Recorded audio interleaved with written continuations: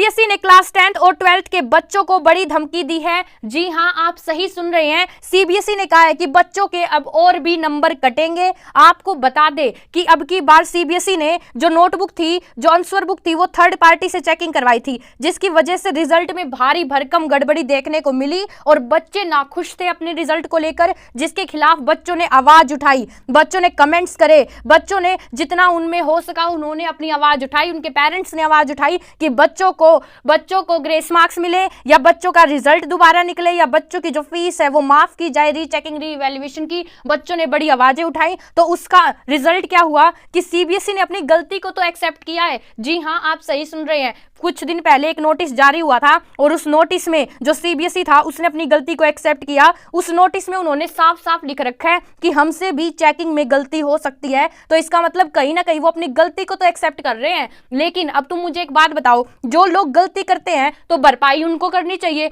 मतलब यहाँ पर बेनिफिट स्टूडेंट्स को मिलना चाहिए था। आप मेरी इस बात से क्या मानते हो, हाँ या ना? बेनिफिट किसको मिलना चाहिए था, किसके हक के बारे में बोला जाना चाहिए था? तो अभी आप एक बार पॉज करके वीडियो कमेंट में मुझे ये चीज बताओ और फिर दोबारा वीडियो को स्टार्ट करो और अब मेरी बात ध्यान से सुनो। देखो, सीबीएसई ने अपनी गलती तो मानी, लेकिन सीबीएसई ने पता है क्या लिखा है? सीबीएसई ने लिखा है जो उनका नोटिस था उसमें कि हमसे भी चेकिंग में गलती हो सकती है, लेकिन हमसे अगर ऐसा होता है बच्चों के साथ तो हम बच्चों को एक अपॉर्चुनिटी दे रहे हैं। अब जब ये बात आती है कि बच्चों को अपॉर्चुनिटी मिल रही है तो बच्चों को तो ऐसा लग रहा है चाहे तो रिजल्ट दोबारा डिक्लेयर होता होगा या हमें ग्रेस मार्क्स मिलते होंगे या फिर कोई और चीज हमारे लिए बेनिफिट की होती होगी। लेकिन सीबीएसई ने पता है क्या कहा? वो जो नोटिस की लाइन है ना, वो मैं स्क्रीन पर लगा दूंगी, तुम देख लेना। सीबीएसई ने कहा कि तुम्हें अपॉर्चुनिटी ये मिल रही है कि तुम्हें तुम्हारी आंसर बुक मिलेगी और उसमें तुम देखना तुम्हारी क्या मिस्टेक्स हमने कर रखी है, कहां पर तुम्हारे हमने नंबर काट रखे हैं, और फिर तुम रीचेकिंग या रीवैल्यूएशन का फॉर्म फिल कर सकते हो और अपने नंबर बढ़वा सकते हो। अब सीबीएसई ने तो ऐसा कह दिया। अब तुम्हें पता है इसमें मेन ट्विस्ट क्या है? मेन ट्विस्ट ये है कि जो तुम आंसर बुक लोगे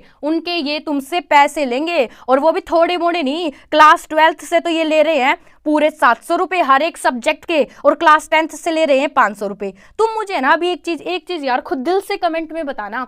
तुम मुझे ये चीज बताओ, गलती अब की बार सीबीएसई ने की, गलती को एक्सेप्ट किसने किया? सीबीएसई ने। लेकिन सीबीएसई क्या कह रही है कि वो तुम्हें अपॉर्चुनिटी दे रही है इस गलती के बदले क्या? आंसर बुक देने की, और वो आंसर बुक तुम्हें फ्री में नहीं देगी, उससे तुम्हें ढेर सारे तुम्हारे पैसे लेगी। तुम बताओ यार, जो गलती करता है भरपाई तो उसको करनी चाहिए, लेकिन यहाँ पर क्या दिख रहा है? सीबीएसई अपनी गलती कहीं ना कहीं एक्सेप्ट भी कर रहा है नोटिस में, लेकिन वो बच्चों को क्या कह रहा है? वो बच्चों से कह रहा है कि तुम मुझसे आंसर बुक ले लो इस भरपाई के बदले और मुझे पैसे दे दो। ये तो बात भाई सीबीएसई की गलत है। और सबसे मेन बात, धमकी पता है क्या दी? अब इस धमकी वाली बात करते हैं। सीबीएसई ने अपने उस नोटिस में एक जगह पर यह लिखा है कि अगर तुम अपनी आंसर बुक ले लेते हो और तुम रीचेकिंग या रीवैल्यूएशन का फॉर्म फिल करते हो, और अगर तुम्हारी गलती होती है, मतलब कि मान लो तुमने रीवैल्यूएशन का फॉर्म फिल कर दिया, तुम्हारे एक क्वेश्चन में 5 नंबर का एक क्वेश्चन था, तुम्हें लग रहा था कि तुम्हारे उस क्वेश्चन में 4 नंबर आएंगे, लेकिन सीबीएसई ने 2 नंबर दे रखे हैं, और अगर सीबीएसई को लगा कि इसमें तो 1 ही देना चाहिए था, तो वो तुम्हारे 4 नहीं करेंगे, तुम्हारा 1 नंबर कर देंगे।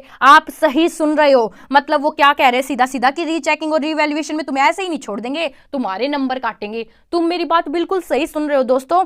ये कह रहे हैं तुम्हें साफ साफ, मान लो कोई बच्चा है, किसी बच्चा है और कोई बच्चे के मान लो 26 नंबर आए हुए हैं 80 में से, तो मतलब वो बच्चा अभी तो पास है, ठीक है, 26 27 जितने भी लगा लो तुम, मतलब वो बच्चा पास है। लेकिन ये क्या कह रहे हैं? ये कह रहे हैं कि मान लो तुमने रीवैल्यूएशन का फॉर्म फिल करा या रीचेकिंग का फॉर्म फिल करा, ठीक है, अब तुमने तो क्या सोचा कि तुम्हारे नंबर बढ़ेंगे, लेकिन अगर तुम्हारे नंबर घटते और मान लो 25 हो जाते तो तुम फेल हो जाओगे। तो ये तुम्हारा कह रहे हैं कि हम फाइनल नंबर तुम्हारे 25 लगाएंगे, तो खुद का देख के लगाना रीचेकिंग या रीवैल्यूएशन। तुम मुझे कमेंट में एक बात बताओ, गलती सीबीएसई की, भरपाई हम कर रहे हैं पैसों की भी, और फिर कम मार्क्स की भी हम भरपाई कर रहे हैं, ये तो बहुत गलत बात है। ये तो सीबीएसई ने गलत किया है। अब तो ऐसा ही लग रहा है कि भैया सीबीएसई की जो गलती है ना, उसका तो सिर्फ अब एक ही इलाज है कि भैया हमारा तो रिजल्ट ही दोबारा डिक्लेयर करो। ये तुमने जो अपनी मनमानी करी है ना, ये मनमानी बहुत गलत है और ये आगे नहीं चलनी चाहिए। अगर मान लो ये बात अभी की अभी यहाँ पे मान लो दबी रह जाए, तो फिर ऐसा तो सीबीएसई बार बार में करेगी। सीबीएसई तो खुद का हक जताएगी, सीबीएसई को लगेगा कि कोई बोलने वाला नहीं है, तो सीबीएसई सभी बच्चों के साथ ऐसा करेगी। तुम मुझे एक बात बताओ, सीबीएसई ने थर्ड पार्टी से चेकिंग करवा के इतना बड़ा पंगा किया, और अब क्या डिसीजन है कि रीचेकिंग और रीवैल्यूएशन भी अगर इसी पार्टी से चेक करवा लिए तुम्हारे पेपर, तो तुम्हारी तो नैया डूब जाएगी। जो बच्चे 1-1 नंबर से पास है वो तो 1-1 नंबर से फेल और हो जाएंगे। मतलब इतना गलत बच्चों के साथ अब की बार सीबीएसई कर रही है, जो बहुत ही गलत है। तुम्हारा इसमें क्या मानना है तुम मुझे बताओ, और अगर तुम्हें रिजल्ट वापस चाहिए तो तुम कमेंट करो कि हमें तो भाई रिजल्ट ही दोबारा डिक्लेयर करके दो। इतना करना था तुमने कर लिया, हमने तुम्हारी देख लिया, हमने हमने तो बहुत चांस दिए सीबीएसई को, हमने तो सीबीएसई को कहा जी कहीं कोई ना जी गलती हो जाती है तुम बच्चों को ग्रेस मार्क्स दे दो, अगर रिजल्ट दोबारा नहीं निकाल सकते चलो ग्रेस मार्क्स भी नहीं देते तो बच्चों की जो आंसर बुक की फीस है ना ये माफ कर दो, ताकि और रीचेकिंग और रीवैल्यूएशन की, ताकि जिन बच्चों को डाउट है वो अपना आराम से काम करवा सके। और एक बात और, मैंने तो यहां तक भी कहा था दोस्तों, अगर तुमने मेरी वीडियोस देखी हो, मैंने तो ये भी कहा था सीबीएसई को, खुद से एक सीबीएसई के ऊपर एक वीडियो बनाई थी और मैंने उनको ये कहा कि मान लो अगर तुम सारी फीस जीरो भी कर देते हो तो तुम्हें ऐसा लग रहा होगा कि सारे बच्चे ही फॉर्म फिल कर देंगे तो फिर तुम्हारे ऊपर बर्डन ज्यादा हो जाएगा, तुम्हारे ज्यादा पैसे लग जाएंगे। तो मैंने उनको एक ईजी वे बताया था। ईजी वे ये था कि जो बच्चे बीपीएल कैटेगरी से नीचे आते हैं, मतलब जो बच्चे हैं जिनकी फाइनेंशियल कंडीशन बहुत कमजोर है, उनकी तो जीरो ही फीस कर दो पूरी, ठीक है। और जो बच्चे बीपीएल से ऊपर आते हैं, मतलब जिनकी फाइनेंशियल कंडीशन ठीक है, उनके मिनिमम चार्जेस कर दो, और अगर उनका जो पेपर है उसमें अगर उनके नंबर बढ़ते हैं तो उनका वो जो मिनिमम चार्ज है वो उन्हें रिफंड कर देना। अब तुम ये बात बताओ, अगर हम ये पॉलिसी अपनाते, तो ये पॉलिसी अगर सीबीएसई अपनाती तो तुम मुझे बताओ ज्यादातर बच्चे पूरा रीचेकिंग रीवैल्यूएशन करवाते भी नहीं, इतने सीबीएसई के पैसे लगते भी नहीं। और जिन बच्चों को ऐसा लग रहा था कि उनके साथ इनजस्टिस हुआ है, उन्होंने जो एक्सेप्ट किया उन्हें वो नहीं मिला, वो बच्चे अपना आराम से दोबारा पेपर रीचेक करवा पाते, रीइवैल्यूएट करवा पाते, और क्या होता जिससे कि उनका रिजल्ट बेटर होता, जिससे कि वो खुश होते, जिससे कि उनकी जिंदगी संवरती, जिससे कि उनका फ्यूचर ब्राइट होता। जैसा कि मैंने बताया कि जो बच्चे हैं, बच्चों को बहुत बड़ा झटका लगा है इसकी वजह से। अब रिजल्ट की वजह से क्या है, क्लास 10th और 12th का रिजल्ट बहुत मैटर करता है आज के टाइम पर।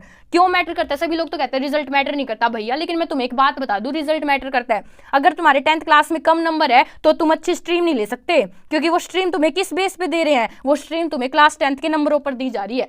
दूसरी चीज, अगर तुम क्लास 12th में हो और तुम किसी कॉम्पिटेटिव एग्जाम की तैयारी करना चाहते हो तो वहां पर तुम्हारी परसेंटेज मांग रखी है, जैसे कि जेईई में 75%। लेकिन अगर तुम काबिल भी हो और तुम्हारे इस बोर्ड में कम नंबर आए हैं तो फिर ये तो बच्चों के साथ गलत हुआ है, ये तो बच्चों की जिंदगी बर्बाद होने वाली बात है।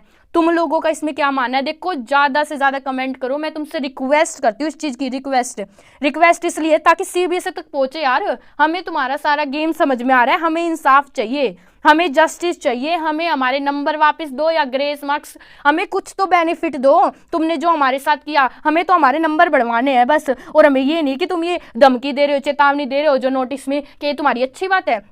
तुम्हारे पेरेंट्स ने देखो कितने पैसे भरे तुम्हारे उसके लिए, भविष्य के लिए। सीबीएसई को तुम्हारा भविष्य ही तो समझते हैं कि मेरा बेटा या मेरी बेटी सीबीएसई में पढ़ेगी तो अच्छा होगा, उसके लिए सेंट्रल बोर्ड है, अच्छी अपॉर्चुनिटीज मिलेगी। लेकिन हो क्या रहा है यहाँ पे, बच्चों का रिजल्ट खराब कर रहे हैं और फिर बच्चों के बारे में सोच भी नहीं रहे हैं, तो ये तो बहुत गलत बात है। तुम्हारे इस पे क्या मानना है? अगर तुम्हें रिजल्ट वापस चाहिए तो तुम्हारी दीदी जो है तुम्हारे साथ, ये चैनल देख लेना, तुम्हें ना एक बार वीडियो खोल के देखना, जिस दिन से तुम्हारा फर्स्ट कमेंट आया था ना, मुझे फर्स्ट कमेंट कि हमारे साथ गलत हुआ है दीदी, हमने जो मांगा था वो रिजल्ट में नहीं मिला, मैं उस दिन से वीडियोस बना रही हूँ सीबीएसई के खिलाफ, ताकि तुम्हें जस्टिस मिले, ताकि जो भी बच्चे जिनके साथ भी गलत हुआ है उन्हें जस्टिस मिले। अब मैं क्या करूँ, अगर ये सीबीएसई ऐसा कर रही है, सीबीएसई हमारी नहीं सुन रही, लेकिन कब सुनेगी? जब जितने भी लोग हैं सोशल मीडिया पर, तुम भी जो तुम्हारे बस में हो सके तुम खुद वीडियोस बनाओ और उसमें कहो कि सीबीएसई ने देखो गलत करा है। अब तुम्हें आंसर बुक्स में मिल जाएंगी, तुम उसके बाद भी क्या करना, तुम उसकी वीडियो रिकॉर्ड करना, यहाँ पे बताना कि देखो इसमें मेरे इतने मार्क्स आने थे और इतने नंबर काट रखे, ताकि सीबीएसई को भी तो पता चले कितनी बड़ी गलती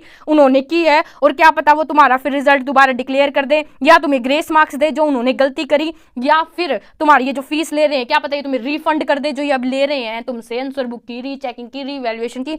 तुम्हारा इस पे क्या सोचना है मुझे बताओ। मेरा तो मानना है कि तुम्हें अभी भी जस्टिस मिलना चाहिए, तुम हकदार हो रिजल्ट दोबारा लाने के, कि रिजल्ट ये दोबारा डिक्लेयर करे, तुम इसके हकदार हो बच्चे।